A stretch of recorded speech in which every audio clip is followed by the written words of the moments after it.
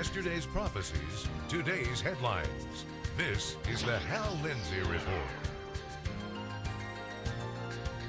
And now, Hal Lindsey. Good evening and welcome to the Hal Lindsey Report. And today we're launching into some interesting twists in our new government, and we hope that some of these things that are kind of difficult to follow will be understood, because I think that our future really depends on it. We will not scare the American. White House Chief of Staff Rahm Emanuel recently remarked, "You never want to let a serious crisis go to waste."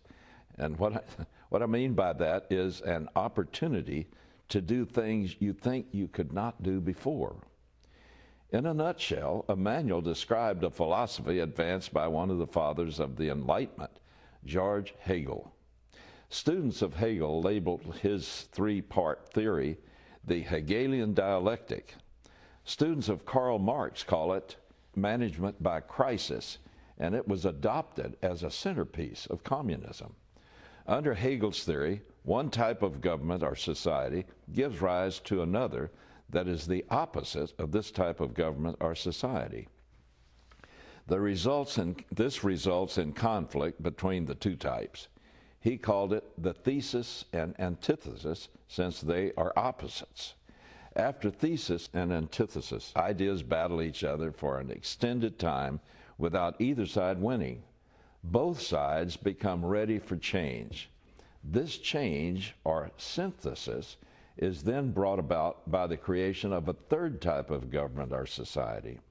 Broken down into its component steps, here's how Hegel's principle works. Step one, create a problem or conflict. Practitioners will either identify a potential problem or create one out of thin air, then exaggerate it beyond its actual importance. While nobody doubts that the economy is in trouble, on Election Day, the Dow Jones was still above 9,000. Since then, even former President Bill Clinton has called on President Obama to stop talking down the economy. Step two, publicize the problem and create opposition to it. The left in America has a tailor-made apparatus for publicizing the problem and creating opposition among the population, the mainstream media.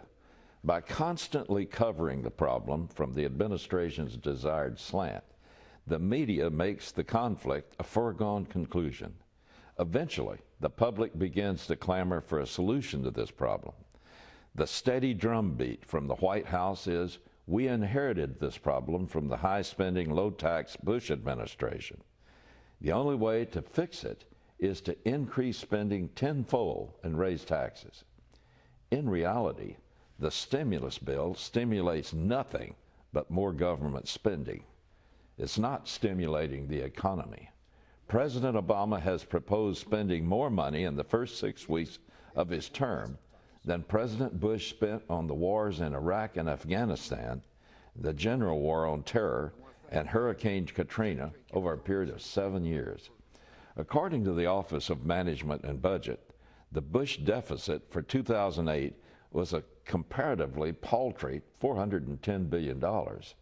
The current administration is now projecting an annual deficit well over $1 trillion in the near future. Obama has committed to more deficit spending than any nation in the history of the world. Over the next 3 years, the government will need to borrow $3.6 trillion. But very few dare to question or oppose anything because of the crisis. Step three, offer a solution. Of course, in today's America, with its soundbite mentality, the simpler the solution, the better.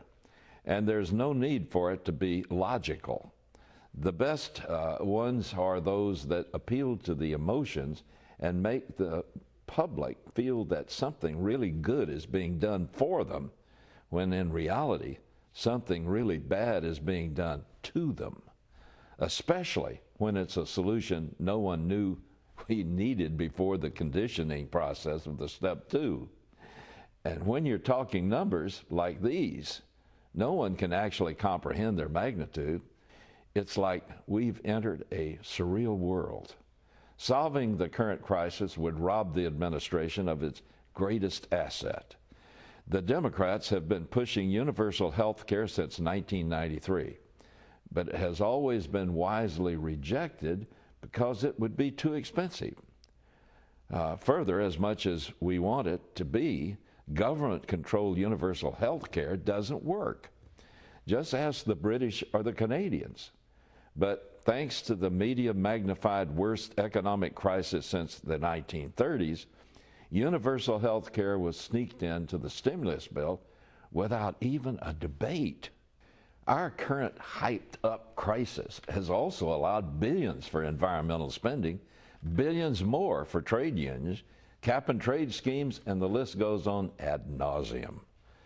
Most of these long-term favorite liberal projects have nothing to do with stimulating the economy. It's self-serving pork by any other name. 20 years ago, no politician in America would dare to confess the use of Hegelian tactics to manipulate public opinion. They'd employ them without hesitation, but they would never admit it. But last week in Brussels, Secretary of State Hillary Clinton echoed Rahm Emanuel. She told the European Parliament, "Never waste a good crisis. And when it comes to the economic crisis, don't waste it when it can have a very positive impact on climate change and energy security, and that's what we're trying to do."